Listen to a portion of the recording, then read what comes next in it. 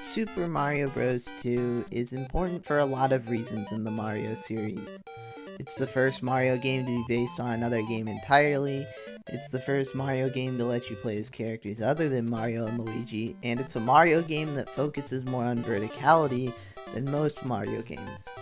However, I think one of the most interesting parts of the game is that one of its new characters, Berto, is transgender. You see, in the manuals for the game, it stated that Berto once considered herself male.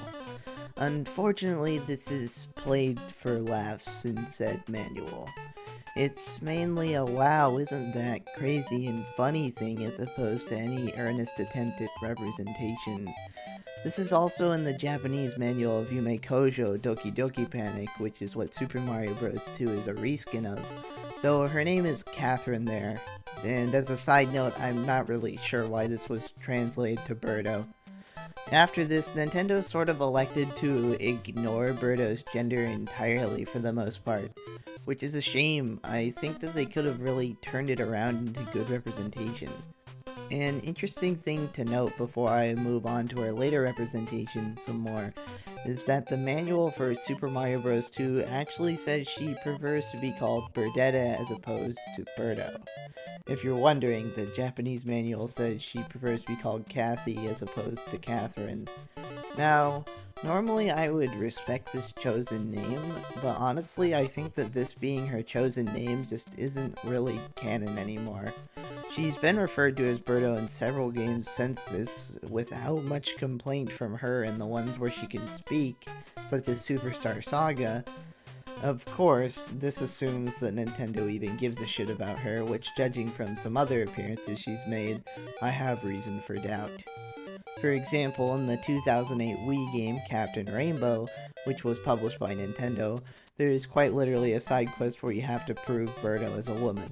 Yes, I'm being serious. It's in really poor taste and incredibly unfunny. You have to snoop around her house and get a vibrator so she can get out of jail for using the women's bathroom. Ugh, gross. This mirrors the real-life systemic injustice that trans people face around bathrooms, and it's all for a cheap gag. I mean, Berto is exonerated by the end of the scenario, but again, it's done so through a goddamn vibrator. I'm really not sure what else to say about this. It's a gross portrayal of real-life shit that's entirely thoughtless.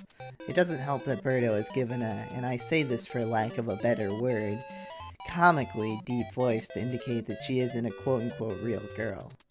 The only other thing that I can think of that directly references her gender is Super Smash Bros. Brawl, which has a really strange and gross trophy description for her. It decides to refer to her as an it throughout the entire description, which is really demeaning for no reason. It's not a major thing, but it's really gross and weird. Most of Berto's appearances aren't really good or bad representation because, as I said before, Nintendo doesn't really like to acknowledge that she's trans very often. However, this non-acknowledgement of her transness does have some advantages. She is usually just treated as just unequivocally female, which can be incredibly affirming for some people. In fact, it's probably why Berto has resonated so much with trans audiences today. Berto is living her best life in the Mario spin-offs and has been featured on signs that say things like women in racing in Mario Kart 8, or being treated as a woman by Peach's moves that only work on men and non-gendered individuals in Mario Super Sluggers. And as I just said, Berto has a massive queer fanbase. Whenever queer characters in games are brought up, Berto is often an icon for them. She's often credited as being the first transgender character in games, and she's often depicted by fans as a trans woman being supported by a loving community. Berto is a fan favorite for trans people everywhere regardless of her origins. So, even though Berto started as a transphobic joke, and Nintendo has made some of her further appearances into transphobic jokes, she's been reclaimed by the exact fans that the developers of these games were aiming to hurt when they designed her. I think that is one of the ultimate acts of reclamation, and I'm incredibly happy to see that it happened. We need more characters that we can latch on to. Even though Berto isn't perfect, she'll do just fine for now. This has been Arcade Everlasting, who just now discovered that I hate Captain Rainbow, signing off. Thank you for watching.